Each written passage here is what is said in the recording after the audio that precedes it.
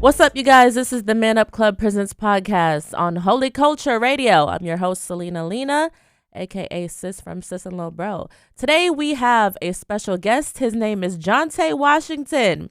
He is 35 years old. Jontae, say what's up. Hey, what's going on? Jontae is a real estate agent, and also he sits on the board of the neighborhood association here in the Twin Cities.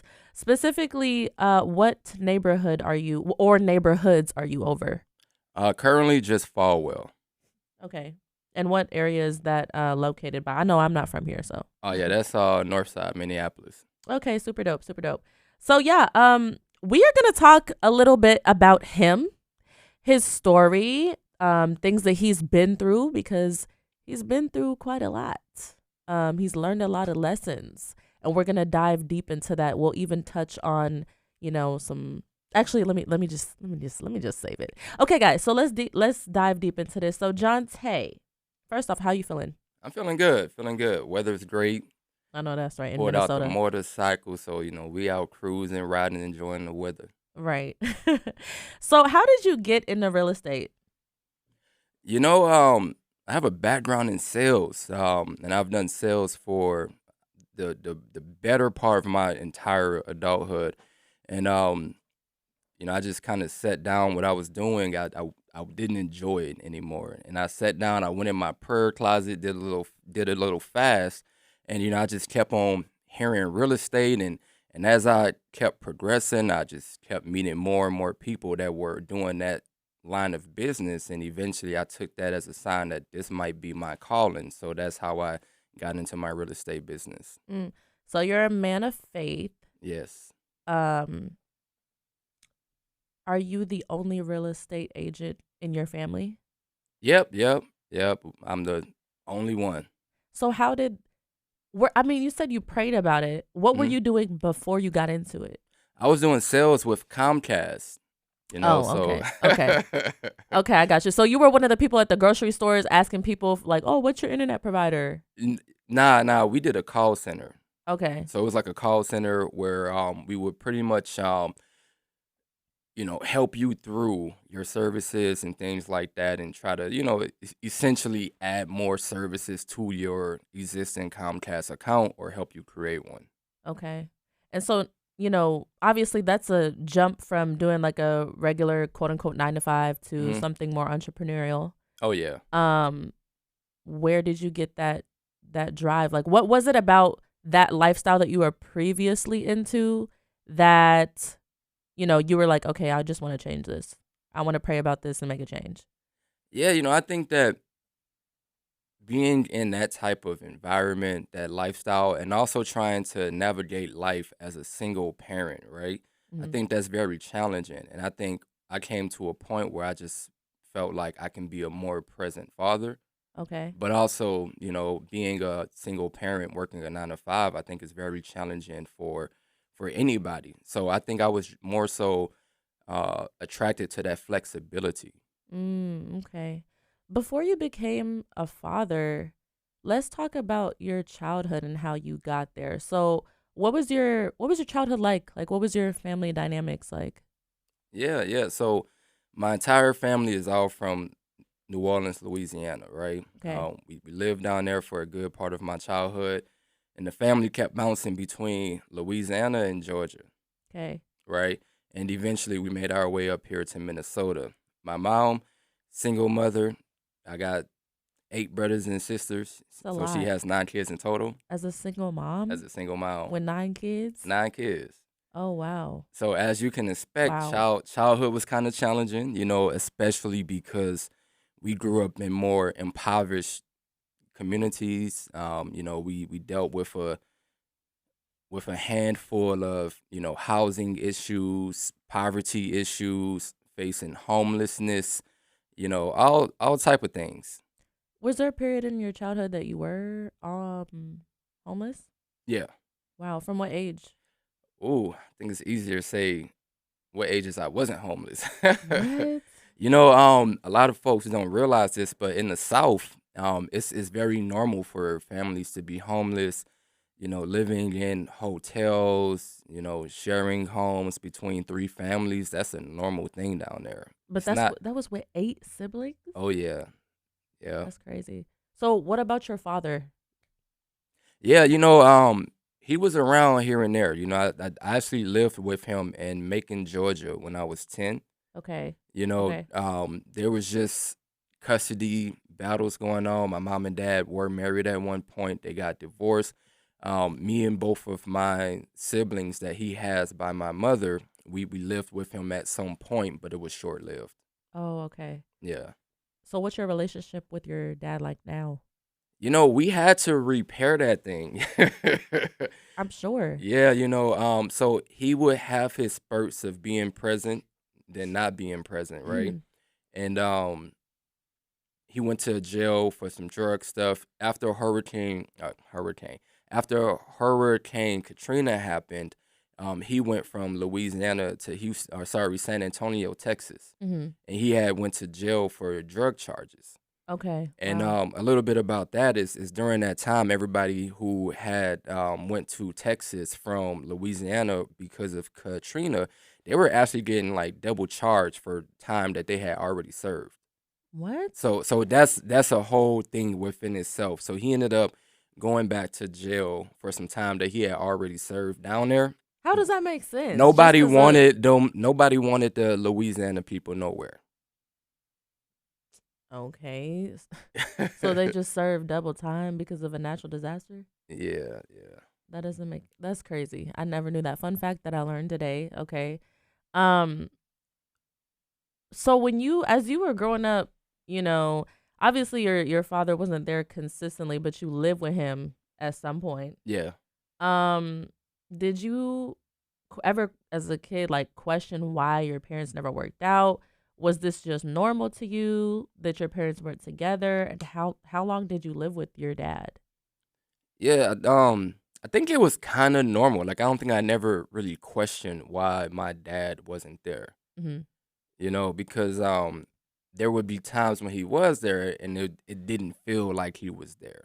And honestly, for the better part of my childhood, my dad didn't really claim me or my brother. So he has three children by my mom. Okay. He didn't claim me and my little brother as his children, only my sister. So, when holidays would come around, birthdays, he'll pop up, but he'll only show love to my sister.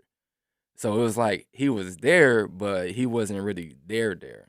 So why though? Do you know why he Yeah, wasn't? yeah. So when I was 30, that was the first time I got into therapy, right? And I started to try to understand myself, my emotions, the things that I repress about myself, right? Mhm. And I realized, okay, I have some static with my dad.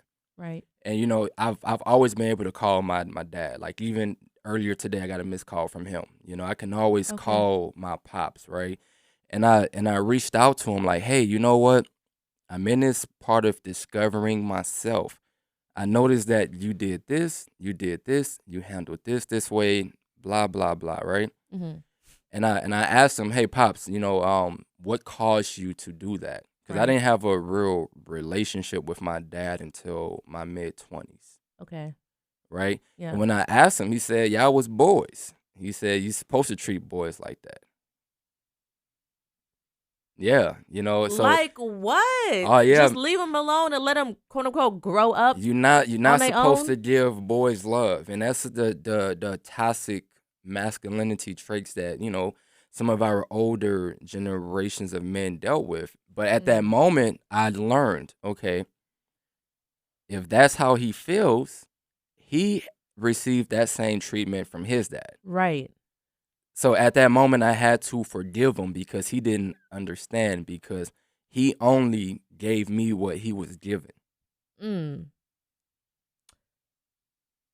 I'm sorry that that was your experience. I can't believe that, and this ain't just your dad, but I can't believe that we have, grown men out here really believing that you're not supposed to give boys love.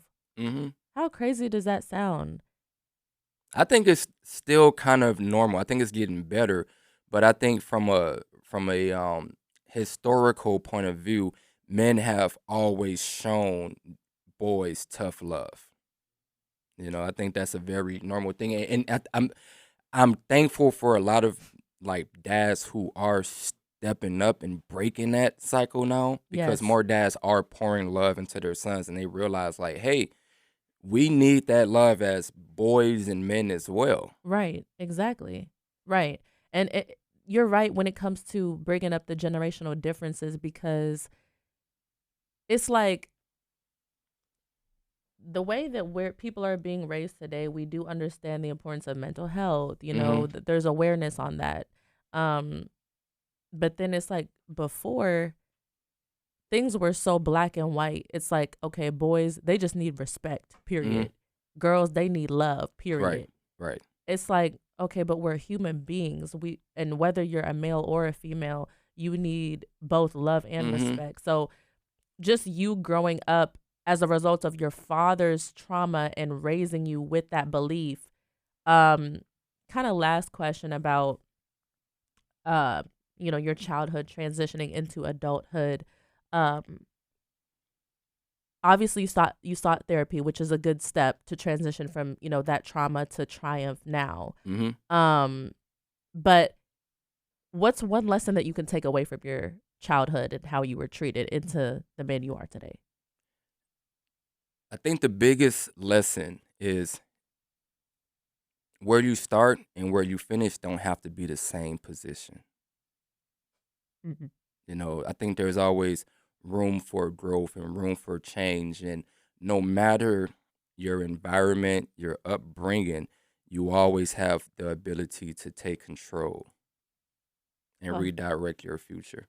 well said.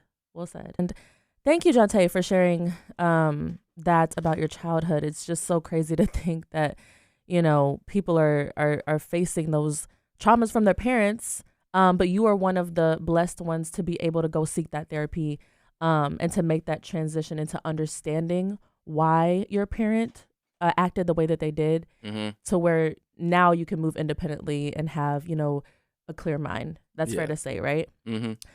So let's kind of move into, what you've been through in life. You everyone has gone through their own struggles. Nobody's perfect. When you look at a person, you don't know what they're going through. You don't know what they've been through Right. just by judging a book by its cover. So, what would you say has been your biggest challenge in life?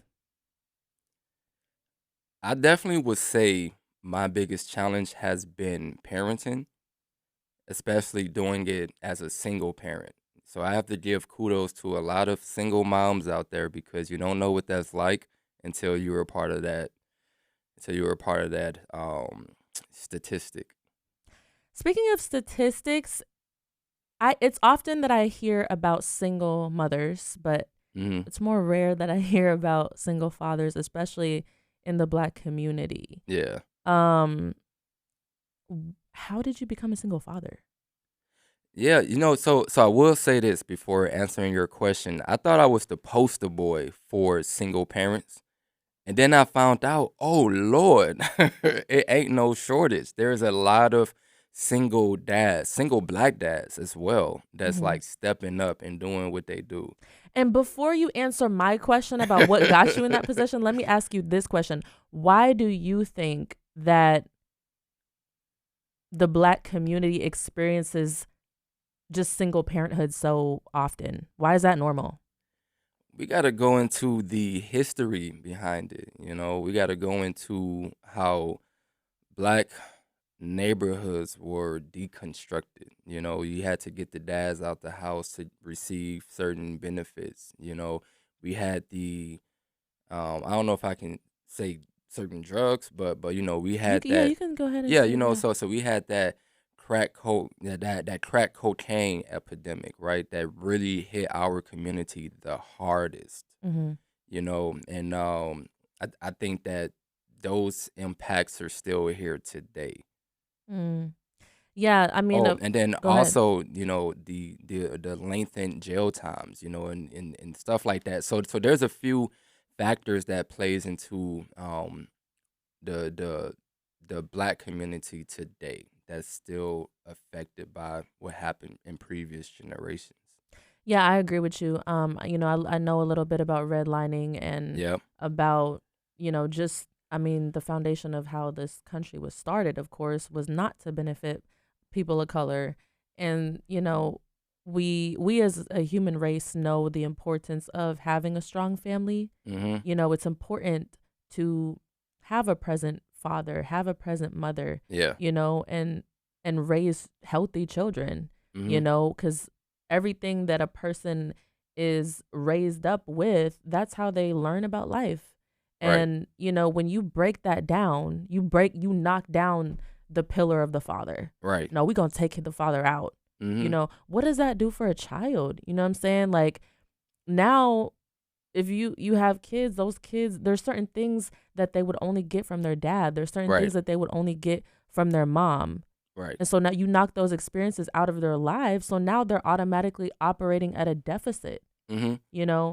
So yeah, I definitely agree with you. And what I would On add that. to that is I think that, and I try my best to not sound sexist or anything like that. Mm-hmm. But from what I've observed from my personal experience, right, and my opinion just being reserved for myself, Yeah, be real.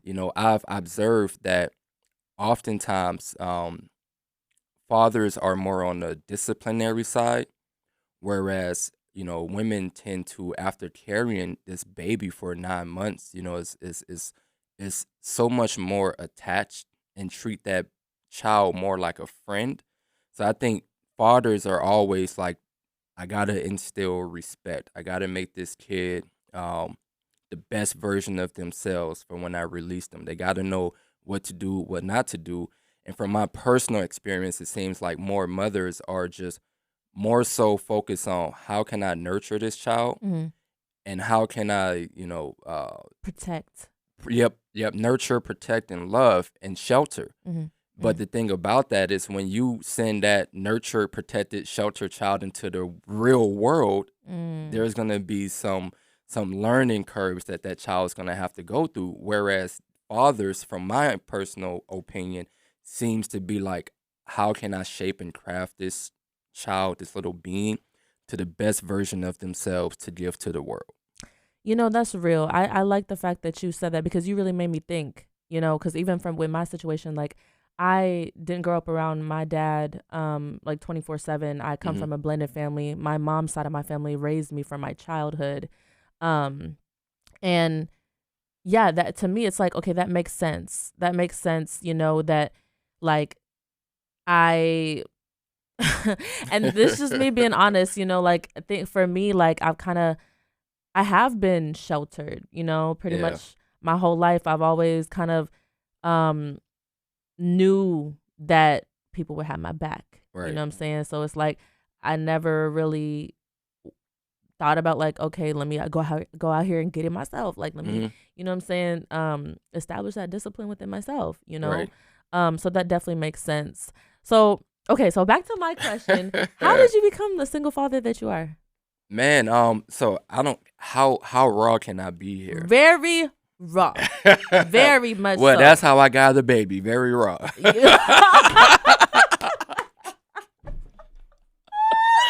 Okay, but that's okay. That was a dad joke. No, that was but a dad joke. that's okay. So that's what happened.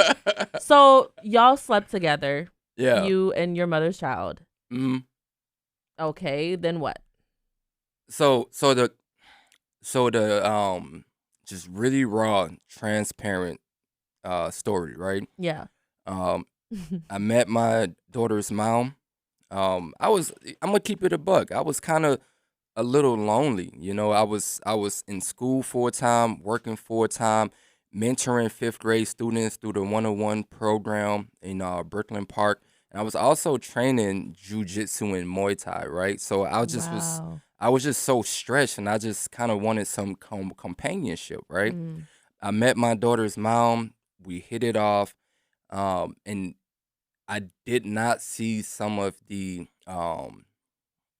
I didn't see some of the signs I should have saw Mm-hmm. just because of how busy I was. And I kind of discovered that she was like an avid drug user, and she will always be lying. And eventually I was like, listen, I can't do this, and I would have these talks and she would be like, okay, I will stop the drug use. I'll be more honest. She wasn't. So then I just decided that, hey, we can't go further. But one of the things that she told me was that she was on birth control, Okay. right? Right. Fast forward, break up with her, don't hear from her for 7 months, and she pop up and say, I'm 7 months pregnant. What? Yep, popped up 7 months pregnant. So I had 2 months to adjust to parenthood. 2 months. Mm-hmm. 2 months 2 months to adjust to parenthood. to mentally. You had 2 months to mentally become a father. Yep. How old were you? 27, 28. I think I was 27. No, 28. I don't know. Okay. And see, the thing is, a lot of people become fathers and mothers at a very young age, and that's its own burden, Yeah. right? But still, even in your late 20s, for you, that's still a big shock, Yeah. because that's a whole new life that you're in charge of now. That you're like, okay, so I helped to create this human being, and this Right. little human being is about to be born. So what was that? What was the mentality of that? Can you walk us through what you were thinking and how you were moving? Oh yeah, I hated it. I was like, wait, she pregnant? This a girl? That's So I just disagreed with it so much because I wanted to be married when I brought a child into this world. Wow. I wanted to do it. I don't know if there's really a right or wrong way, but in my mind, I always perceived the right way to be having a mother in the house, having a father in the house, right? Now that could be whether you're married or not, but my preference was to be married before I had my first child, Mm-hmm. right? So You were in denial. I was, yeah, I was like, oh hell, I was like, oh heck, I was like, oh no, I was like, oh no, and baby was born. Um, yeah, that was that. I was the dad. Okay. So what was when your child was born, and this is your only child today? Mm-hmm. When your child was born, was the co-parenting okay once the child was born? So I think the first couple months was like decent. It was like all right. Um, right after she was born, I was like literally put on child support like 2 months later, right? Mm. And what's crazy is I was going through these child support battles, and at this point, I had my daughter full time, and when she was about 6 months, so I was So the mother of your child, she had checked out of yeah, raising her, yep, and you had your daughter full time. yep, Okay. yep, while also paying child support because I didn't have no legal custodial rights. So whenever when you have a child and you're not married, you have no rights to your child. So things like that can happen where you're paying child support and also have your kid in your possession and your custody. Hold on, pause. So if you are not married Mm-hmm. and you have a child, Yeah. you don't, as a father, Mm-hmm. you don't have rights to your child because you're not married? In the state of Minnesota, if you're not married when that child was conceived, the father has no custodial rights to the child whatsoever. You have to go to family court and establish rights if you have a child and you're not married as a man. But yeah, fathers and all males, you need to know that. Oh yeah. So, Jontae, you had to go through this. You were in a situation where you have full custody of your daughter, Mm-hmm. but you didn't have any rights. And Right. well, yeah, you didn't have any rights to the point where you were also paying child support. See, that tells me right there that our government is extremely flawed. I mean, no government's perfect, Mm-hmm. but obviously that's really petty and doesn't make any sense whatsoever Hmm. that you are being financially penalized Yeah. when you were matter of factly taking care of your daughter full time. Yep. So speaking of, mishaps and situations like that, like obviously being a parent, you don't get a rule book, you don't get trained. It's not Right. like a job that you get trained for. This is when you do this, is when you do this. Yeah, you can read books, but it's nothing like experiencing the real thing in real time. Hmm. So what were some other kind of harsh realities that you had to learn on this journey of raising your daughter? Woo. I think what didn't I have to learn? You are not only learning how to be a father, right? You're learning how to deal with another person. Hmm.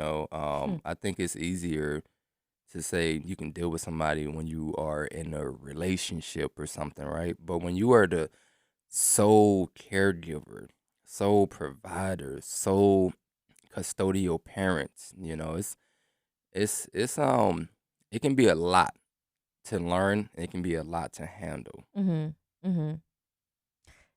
And that's another thing. How would you have conversations? Cause how old your daughter now? She'll be 8 this November, actually. Scorpio, November 7th. Okay. Okay. So I mean, she's still young now. So, but she's obviously becoming more independent and things Hmm. like that. Do you have conversations with her about her mother, and what is that like? Ooh, I used to not like to have conversations, and I will always deflect because she's always been very intelligent. When she was Hmm. 4, she would literally say stuff like, "Dad, since Granny is your mom and Granddad is your dad, and you're my dad, then who's my mom?" So Mhm. so she was articulating herself Mm. from that position from a very early age, and I'll just change the subject. Really? Yeah, but then that following year, I believe when she was 5, is when I was like, I'm gonna have a real conversation because she's always asking about this. She's going to random women and asking them to be her mom. What? Yeah. Can you imagine a heartbreak from that? Oh Like man. forget being a single parent, right? Mhm. It was so much more harder to endure seeing my daughter longing for a mother than it was for me to raise her by myself and all the struggles I went through. So much more harder to endure her. And I felt for a long time like I failed her. Mm. I felt as if I failed her for a long time. And I come with my own, toxic masculinity traits. So it's like I never got nurtured. So how do I nurture? So I had to learn how to develop so many different muscles through parenting. And I've read the books, I've taken the classes. Even till this day, I try to be more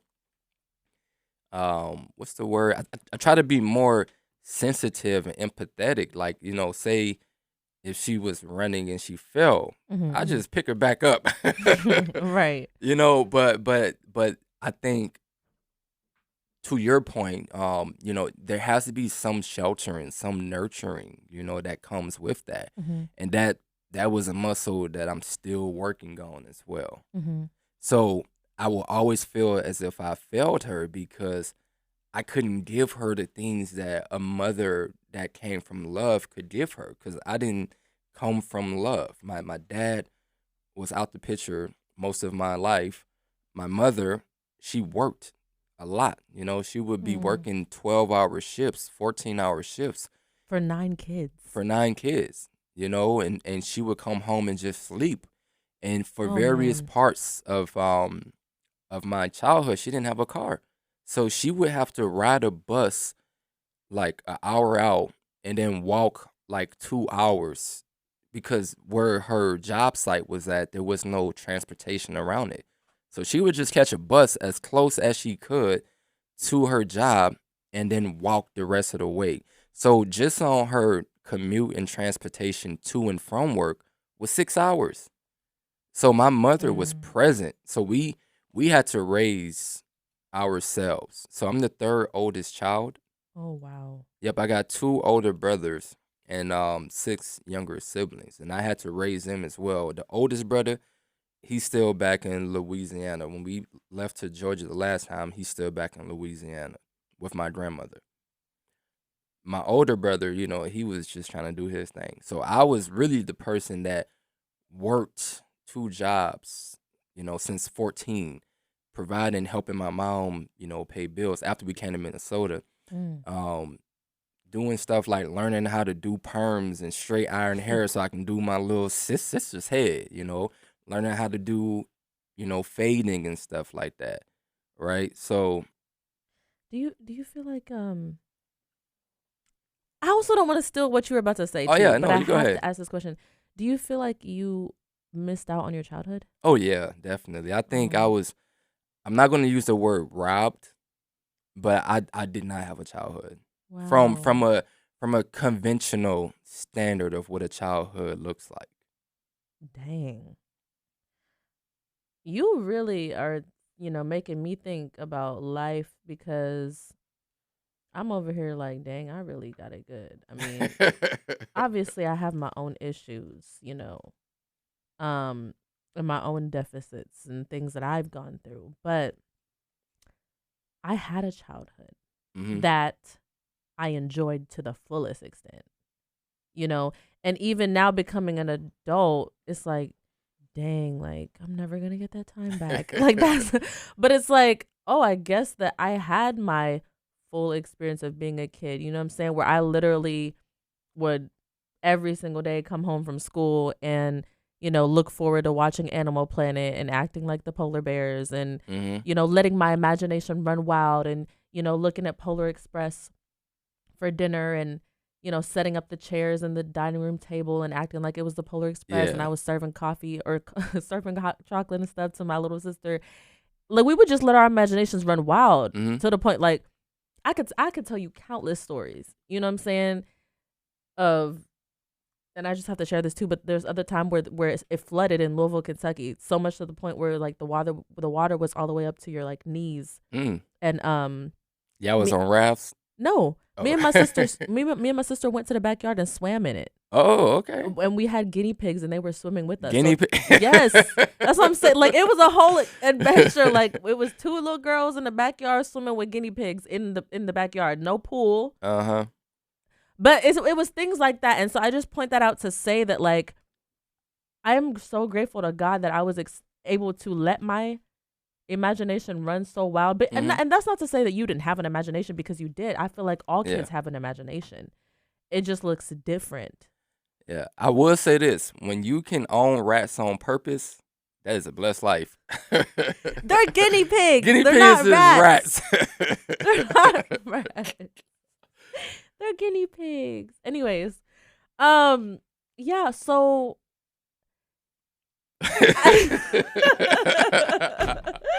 okay. So obviously, it seems like you're happy now, right? Hmm. There's so many people who do grow up feeling like they were robbed of their childhood. How have you reached this point of just being content and like do you allow yourself as an adult to like play now or like where how do you console that part of you that the little boy in you now? That's a great question. Gotta stop saying so much. But I think that you can have a fortunate childhood and still be robbed of your childhood if it lacked love. Mm. You know, the little boy in me is still there, but the little boy in me knows what the world is, and the little boy in me is always trying to make the world a better place. So that's the reason why I do all the volunteering I do. I try to do all the motivation I can do. I try to do all of the community engagement I do. And I try to keep people connected and show people like there is love out here. And I try to bring love everywhere I go. understanding, and grace. I think one of the biggest things that consoles me is understanding that I'm the person that's in charge. If I'm going to be unhappy today, I chose to do that. So if I'm going to be happy today, I'm going to choose to do that. So I think what consoles me is just knowing like I'm the captain of this ship and I make the decisions. Mm-hmm. And I can choose to be on this side of life. I can choose to be on that side of life. And it don't matter what is going on, what kind of tornado of a life that you are currently presented with, your optimism or your optimistic You said it right the you first time. I'm Your like, hold on, wait a minute. optimism. Yeah, your optimism is your choice. And I've had some low days when I was happy. And I've had some high days when I was just in the slumps. So now I just choose me. I choose happiness no matter where I go, and I try to spread that to as many people as I can along that journey. Thank you for that. You said something that was interesting, I think in the last segment, but I have to go back to it because it was just it's something worth going back to. Um, when you got together with the mother of your child, or when you Mhm. guys were dating, or when you came across her Right. initially, you were doing a lot of different stuff. You were Mhm. stretched thin, stretched to the max. You said you was doing like a taekwondo class, or what was it called? Jiu-jitsu and Muay Thai. Jiu-jitsu class, right? Mhm. You were also mentoring how many youth? Like Fifth 15, grade students. fifth grade students. So And so it would be a class setting, but they gave me the two black kids that caused the most problems. So everybody else had one kid. I had two black boys, but I was thankful for it. you were doing a lot. And the thing is, you said even though that you were involved in a lot, you felt lonely. Mhm. And that just goes to show people that you can be involved in so many things. You can be in a lot of people's faces. You Mhm. can be your schedule can be booked to the max, and you can Right. be booked and busy, and you know what I'm saying, have things to do. You're talking to people, sending people emails, sending Right. people calls, like doing this, doing that. Yeah. But it's a lot of the times because of that Yeah. that you're lonely Mhm. because you're not getting an intimate connection. Right. Okay? One, I was making this a point to say you can be so busy doing things and so occupied, and you could be talking to people all day. Yep. I know this very well. But you can feel lonely. Yeah. And it's because we as humans crave intimacy. Mhm. And when I say intimacy, I'm not just talking about physical intimacy. No, I'm talking about feeling heard Right. by a person and feeling understood and having another person take their time with you, Mhm. you know. Um Attention. exactly, attention and all Right. that. So, you know, that's a very vulnerable position to be in. Oh yeah. It really Yeah. is. Cuz a lot of us, that's part of the reason why we have hookup culture Mhm. is because of the fact that, people in life go through these situations, Right. or maybe it's not a situation, but it's just how they're feeling, and it puts them in a bad situation, Right. Right. you know. You know, so I will say the caveat to that is oftentimes as people might be experiencing loneliness or whatever, they make themselves more busy. And it just keeps going deeper and deeper and worse and spiraling more and more because now you're so stretched that you don't really have time to meet people at that point. Right. You know what I see often too is when somebody maybe break up, get out of a relationship, instead of taking time to maybe process that, they just try to keep themselves as busy as they can. Because they don't want to go through the They don't pain want to of go the through the pain, breakup. and the pain never leaves. The pain always stays, and you can be 3 years removed from that pain, but that was never addressed, so that issue is still there. So then you start dating somebody else. It's 3 years later, but that's still a fresh wound because you never processed it. So Mm. that's what I would encourage people to do is take some time for yourself and process. And nothing's wrong with processing, and you have to feel that pain. You know the whole reason why they do an open casket at a funeral? I can assume why, but tell me why. It's for anybody that has denial to sit in front that loved one and realize, okay, this is a real thing. That person's actually gone. So Mm, so it's actually there to benefit you in your process of healing. right.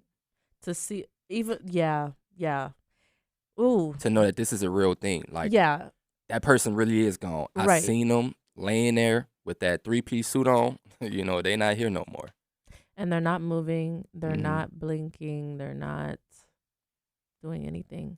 Right. But see, but for a lot of people, that's why they can't even face their loved one in the casket. They can't because that's what I'm saying. They don't want to. You don't It's want to too move on. much. Yeah. Yeah, they don't want to move on. They're not ready to see that person, and don't let it be a situation where that person was tragically just snatched from them like that. Oh yeah.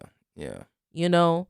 So the other question becomes, okay, so when we go through problems, right? When we go through breakups, um this person broke your heart and now you're devastated, so you want to hurry up and like talk to different people because you feel like you're wasting time, and you want someone to fill this void, or somebody, a loved one passed away, and you are not ready to see that person dead in that open casket. You know what I'm saying? Right.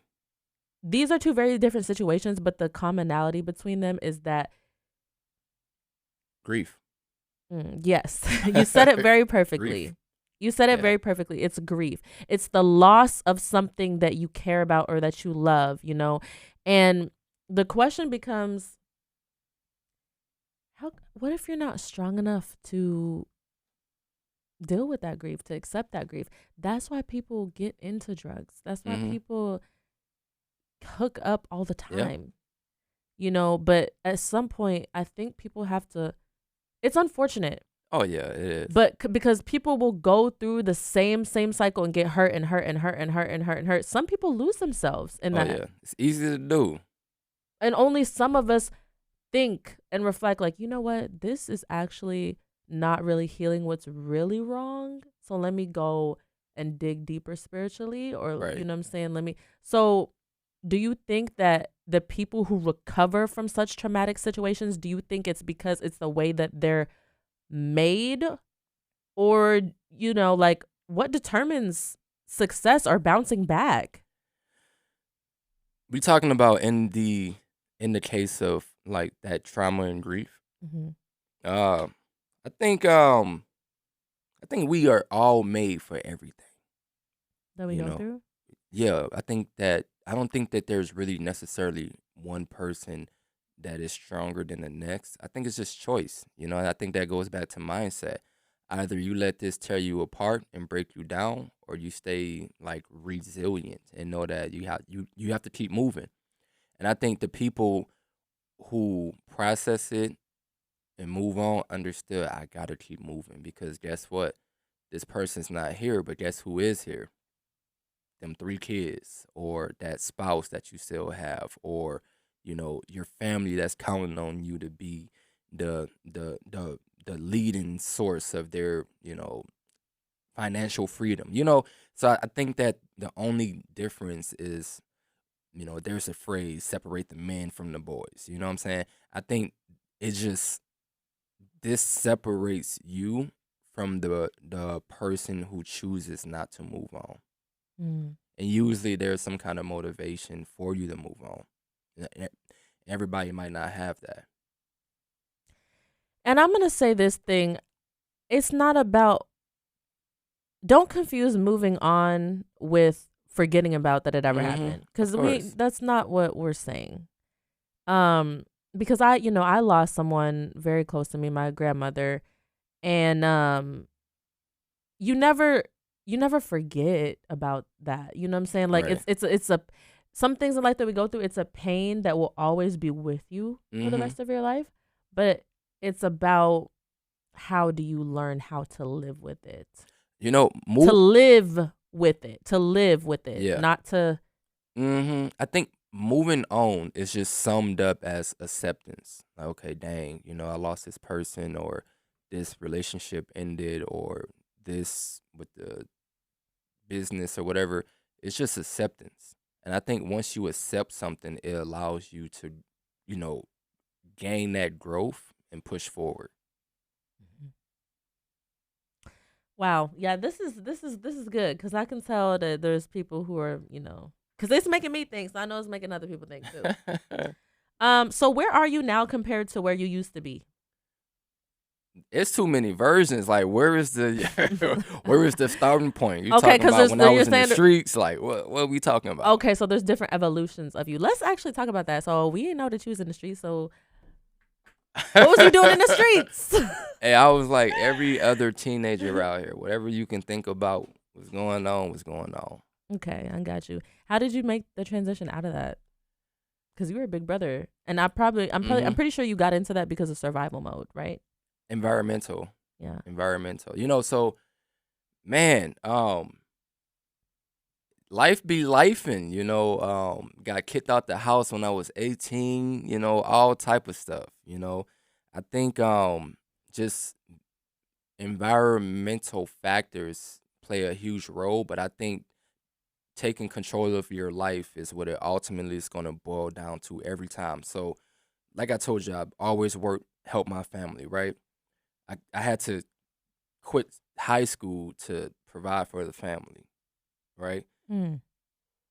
To start college, I had to go get my GED. I got my GED when I was like 21, 22 or so. So I dropped out of high school, was working at Walmart to get that bread to help my family survive. Enough was enough. I was out doing crazy things, and I was like, this ain't the life I ever visioned for myself. Mm-hmm. I went to a adult learning place in South Minneapolis, got my GED, started college. And that's when I started to like take control of my life. Wow. Kudos to you. Kudos to you. No, seriously, like it's amazing to hear how you've been resilient through all these trials and tribulations, and sometimes also challenges are blessings in disguise as well. Yeah, I would think so. I would think so. Like your daughter. Mm-hmm. Yes, it was a challenge, but obviously she's a blessing. Yeah, she not to sound cliche, but she taught me how to love. She taught me how to love, and not just love, but love in its purest form. Unconditional. Mm-hmm. Like, you just ruined my whole house. You just broke this furniture. You just did this. Girl, you're talking way too much, but that unconditional love, Mm-hmm. So she the one that taught me how to show up no matter what. Show up. And I think that that is something that will transfer to my love life when that happens as well. I like that. Just show up. And at the Man Up Club, that is one of the pillars of what it takes to be successful. Yeah. Is stressing the importance of showing up. Yep. The mentors at the Man Up Club, they say to man up is to show up. Yep. Just show up. Just gotta do what you gotta do. Right. Until you ain't gotta do it no more. Last couple thoughts. Do you have any regrets?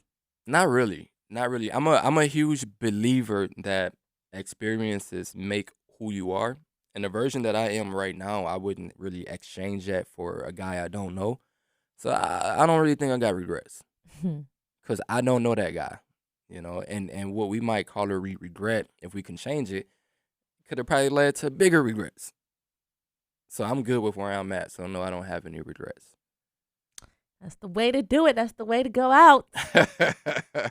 Thank you so much for being on the show today. Very welcome. Yes, this is the Man Up Club Presents podcast on Holy Culture Radio. Make sure you guys tune in for another great episode. We're out.